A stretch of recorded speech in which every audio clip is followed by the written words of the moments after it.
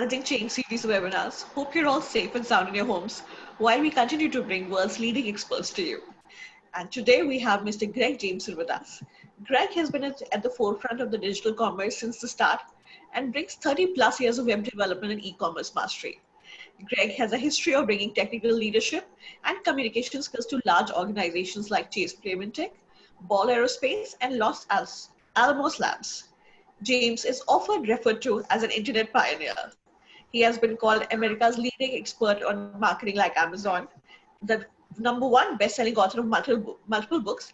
He's also a sought-after consultant and a speaker whose goal is to make you successful on the internet. He has awards for International Developer of the Year, Colorado Small Business of the Year, and was listed on the Inc. 500 of the fastest growing companies in America. Welcome, Greg. It's such a pleasure to have you with us. Well, thank you very much. I'm excited to be here with you today. Greg, without much ado, we'll just start with our first question.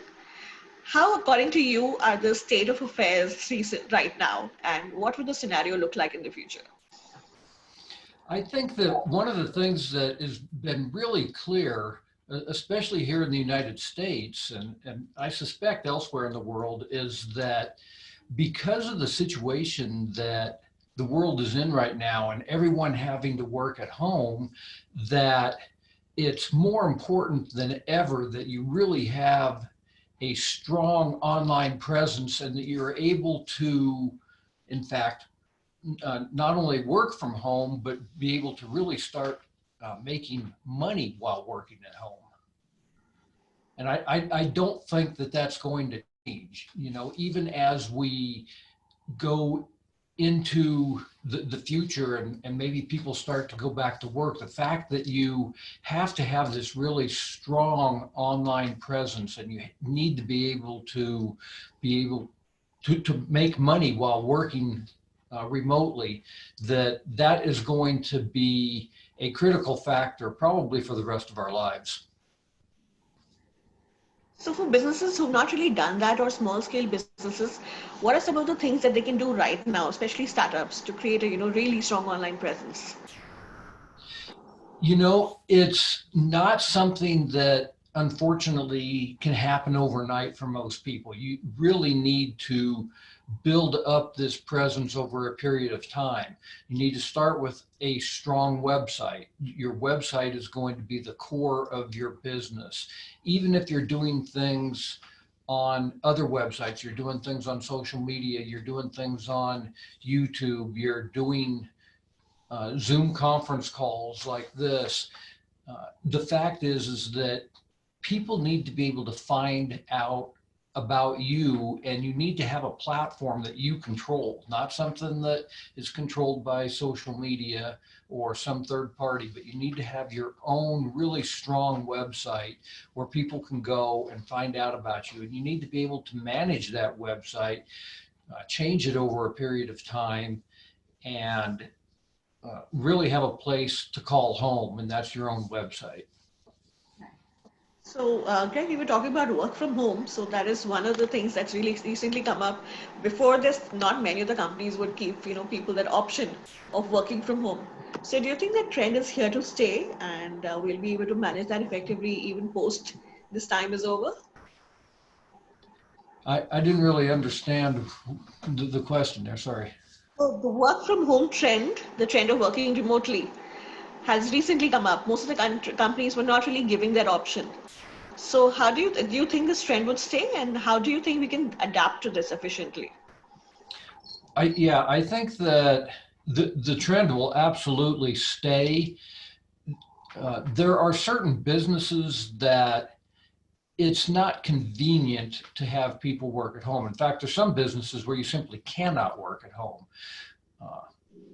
Obviously, things like the restaurant business.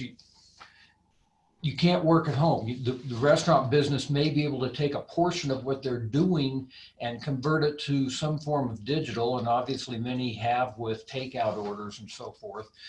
But the vast majority of businesses, there is something that you can do at home. It's interesting that you would think like the medical profession would be something where you really have to be hands-on. You have to be there with the patient. You need to know what's going on. But there's so much that's happened in the world of telemedicine that you can do it remotely. I know I've got a sister that is a nurse, and she is now working at home and performing types of telemedicine, being able to work with patients by utilizing a technology like what we're doing here with teleconferencing. And it's possible that you might think even something like a plumber. How could a plumber possibly work from home? But the reality is that you can take some aspect of your business and make it digital. And even doing things like diagnosing a plumbing problem, you could probably do that remotely. You may have to actually go there to fix the problem, but doing the diagnosis can be done remotely if you have the proper tools to do that. True that. So again, when do you think the economy would open up, and what are some of the risks and challenges that we're most likely to face? I think everybody is really curious as to when the economy is going to open back up again, because this is the most interesting time in the entire world that I can think of, even through history, where the entire planet has basically shut down and everybody's been told to stay home.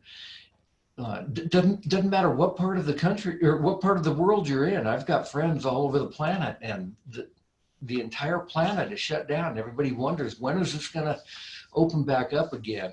It's anybody's guess as to when that'll happen.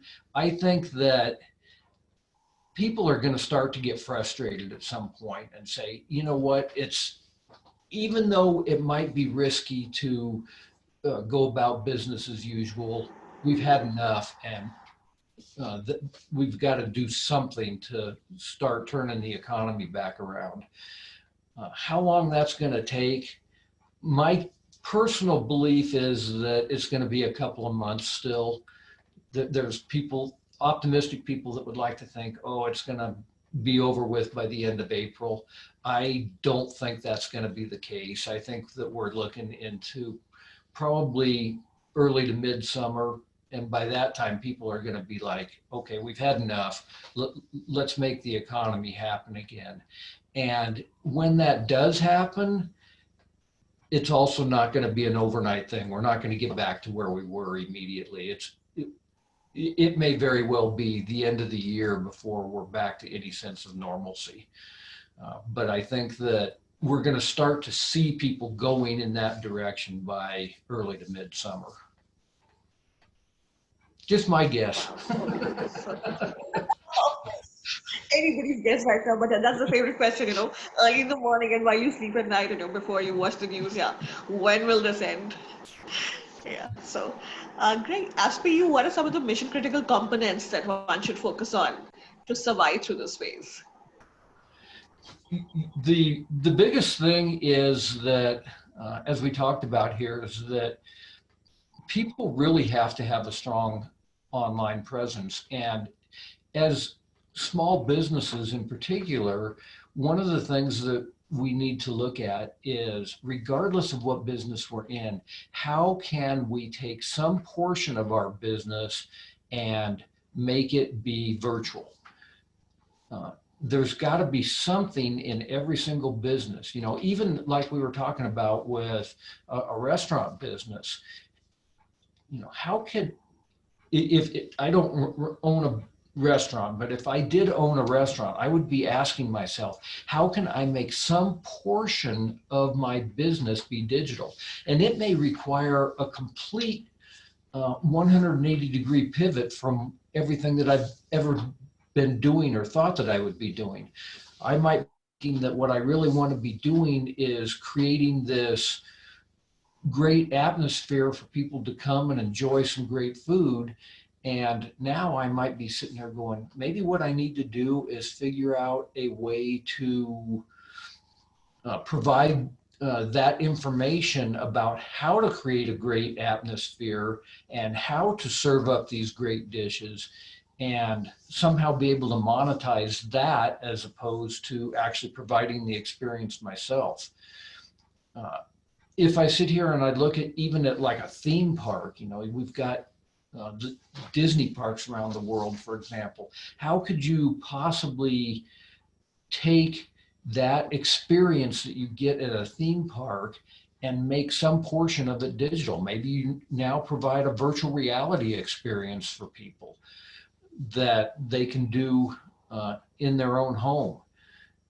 I don't know what it is for every single business, but as a business owner, that's what we really need to think about, is how can we take our business, do some sort of a pivot and make some aspect of it be digital, because it's not only critical that you do that now, but as we're talking about how long this whole thing is going to last, and it's going to be forever, where it's necessary to have some portion of your business be digital. So think about how you can pivot. So along the same lines, Greg, I have one audience question right now. Countries with big population can't afford pure digital, which would mean removing different steps in goods provision. How can we achieve this? They can't afford what? Countries with big population can't afford pure digital, which would mean removing different steps in goods provision. How can we achieve this? Well, if I had that answer, I would be someone that everybody wanted to talk to. I think that, many governments around the world with very smart people are trying to figure out how to achieve that. I think that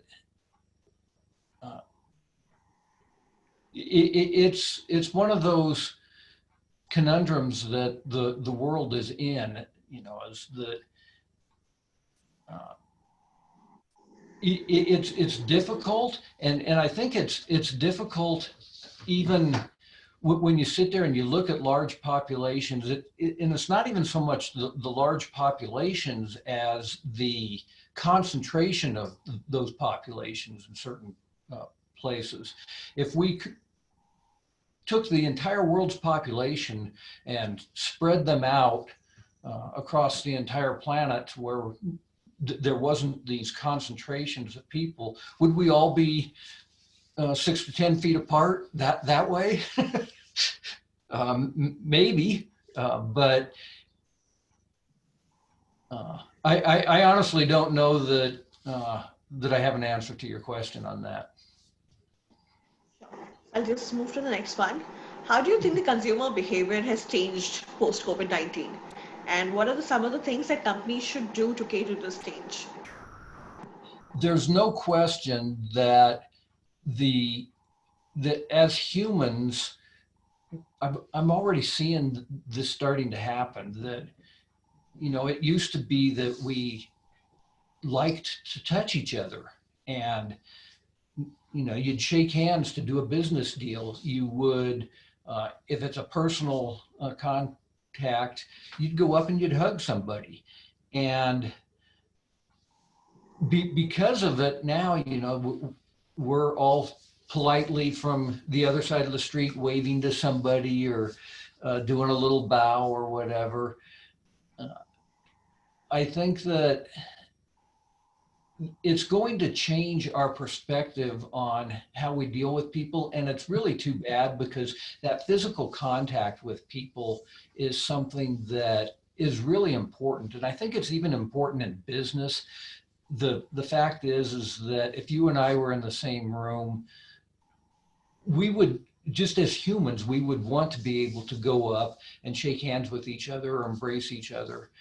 And that is definitely changing. And I don't think that that's going to ever go back to the way that it was, which is too bad, because like I said, when you're doing a business deal, even shaking hands with somebody to kind of seal the deal was always a part of it. And now if we're having to wear gloves or something to do that, it's not the same. So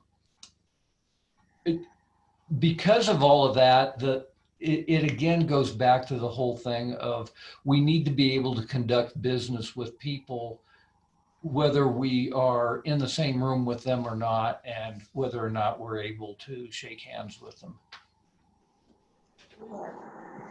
Absolutely. So another question is that what are some of the marketing errors that can potentially do in a company's reputation in these times of crisis? What should businesses not do? A company's reputation is absolutely huge, obviously, and how they get through it during this time of crisis is something that is really going to carry over forever too. I know that there are companies here in the US that not only are they continuing to pay their employees, but they've actually given those employees a raise during this time. I can assure you that those employees are going to be super loyal to those companies and be like, you know what, this company took care of me during a time of crisis. I am forever loyal to them. And people are going to look at that. I know of other companies that almost as soon as the crisis hit, they started laying people off before they even saw what was going on. And I've had some small businesses even tell me, you know, I wonder if we're going to be here a year from now. That's a really bad attitude to take, in my opinion. You need to, rather than saying, I wonder if we're going to be here a year from now, be sitting there going, okay, this is going to be tough. We need to pivot, but what can we do to ensure that we are going to be here a year from now and that we can serve our customers during this time? I read a quote from someone, and I don't even remember who it was, but it was basically that, you know, during this time, we see poor people out there buying toilet paper and rich people out there buying stocks and bonds, because it's the whole idea of, you know, buy low and sell high. And we have to look for the opportunities that are being presented to us and take those opportunities and make the most of them. If we're sitting here just trying to play defense during this whole time and wondering if we're going to be here for a year from now, that is not instilling any confidence at all in our customers, and it's going to hurt our reputation. So we really need to, regardless of what industry we're in, be on the offense and say, I'm in this for the long run, and here's the things that I'm doing to make it work right now. So, Greg, I think I'd just like to take, the final comments from you as to if there's anything you would like to leave our audience with, and also tell the audience that we're open to questions. So we'll start taking that after the final comments from Greg. Well, the big thing is that I really believe strongly in everything that I've said here this morning. I really appreciate your questions, because as I was saying, we all need to kind of take the offense here and say, what are we doing to help our customers during this time? And one of the things that I've definitely been doing is putting together a series of online courses to actually help people understand how they can do this for their business. And I work with people one-on-one, looking at their business, saying what aspects of this can we make digital, and not just what we can do, but then, like I said, through these online courses, showing people exactly how they can do that in a step-by-step process. So I think we can all learn from those, and I would definitely be interested, I think, in that course. So let me just know where to sign up for that. Yeah, the sign up is actually at webstoreslimited.com/sign up. So it's just webstoresltd.com/sign up. And I can email you the information as well. That'll be great. We'll definitely put that in as well. So Greg, I have a question from Resina. She says, I'm a part of the trade exhibition industry and conferences. Do you see virtual exhibition a reality or future, or will it continue the brick mortar way? If you think it can be virtual or digitized, what would be your inputs? You know, people have been trying to do online trade shows and conferences for a number of years, and the technology has been such that you don't really get the same experience as you would by going to a live conference. I think that because of this whole situation that necessity is the mother of invention, and people are going to figure out ways to make virtual conferences be better than they have been. Uh, I I personally enjoy going to conferences. I enjoy meeting people, and I don't think that it's anything that's ever going to go away because of that. But I do think that virtual conferences are going to get better than they ever have been. We need to figure out ways to really make that happen. I'm actually doing I'm not doing it myself, but I am facilitating a religious retreat later this week, which is basically a conference for this religious group. And it's going to be interesting to see how it turns out. People interacting with each other on the screen is definitely not the same as people interacting with each other in person. But I think that, it's the world we live in. We're going to have to make it work to the best that we can. Absolutely. So another question for you, Greg, is what is cheap and best method of digital for small and medium enterprises? In terms of just guessing here on the question as to where it's coming from, in terms of building your own website, there's lots and lots of good technologies out there for doing that. There's so many people out there that are using WordPress as a way of doing their website, and I think that that's a great platform for people to get started with. If somebody wants to use another platform, there's, like I said, lots and lots of ways of accomplishing that. If we're talking about things other than websites, the technology we're using here today with Zoom for doing video conferencing, I think works really well. You can get a free account on Zoom for just a few dollars a month. You can get a business account where you can basically have, unlimited meetings and unlimited time length on your meetings and stuff.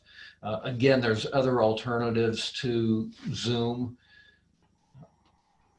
One of the really nice things is that in the world that we live in today, there are a bunch of choices, and most of them are really good choices. It's not a question of choosing between a good one and a bad one. It's choosing between two really solid, or two or more really solid ways of accomplishing the same thing. Right. So one last question from me, Greg. Social media has played an important role during this time, and people are once again, have time to engage more on social media platforms. So how can businesses establish good communication with their customer base over, social media during these times? Yeah, social media has actually been really interesting during this time, because one of the things that we used to see is all of these people that would be trying to use social media for business. And now it seems like everything that I see on social media is all posting about the coronavirus and people's concerns about that.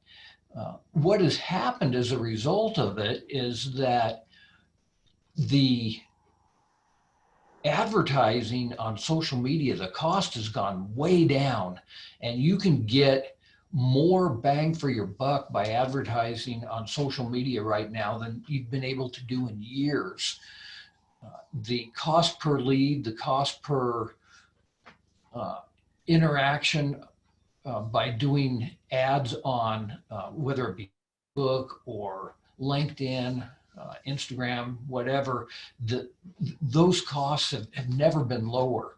The biggest thing that people need to realize is that you have to have some sensitivity if you're going to be doing those ads. You can't just be blasting out about how great your products and services are. Again, we need to really take a look at the impact that this has had on the entire world and be sensitive to that when we are advertising. I've got a client, for example, that's advertising. She doesn't get anything out of it, but she's advertising the fact that here are a bunch of restaurants locally that are remaining open during this time for curbside pickup or takeout. And it's just a list of restaurants that are still open for business, but you can be assured that she's in the long run getting a lot of people that are coming to her website to get this list of restaurants that are going to be really grateful for that. She's building some great credibility for the future. So I think that as long as we're sensitive to that, that this is an absolutely great time to use social media for business. Absolutely.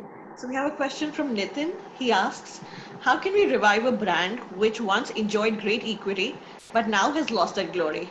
The task has become harder due to the pandemic and the resultant economic turmoil.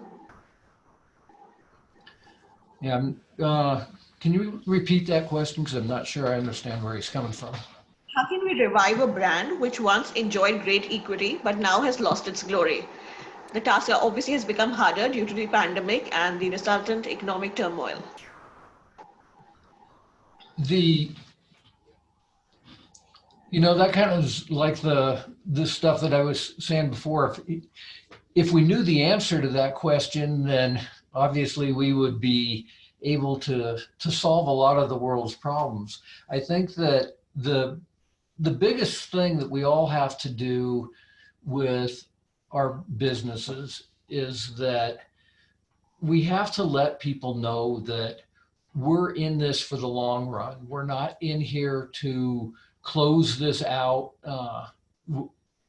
saying, hey, our business is struggling and therefore we're going to shut down type thing. Instead, we need to let people know what we are doing to transition during this time, and even tell them, we're inexperienced with this. This is new to us. This may take us a few months to figure it out, but we want to let you know that we are doing this for the long run, and here's the steps that we're taking right now. Get some feedback from your customers. Get them to tell you what it is that they want from your brand, so that you can then incorporate that into your long-term plans also, and really let people know that, yeah, we intend to be here a year from now.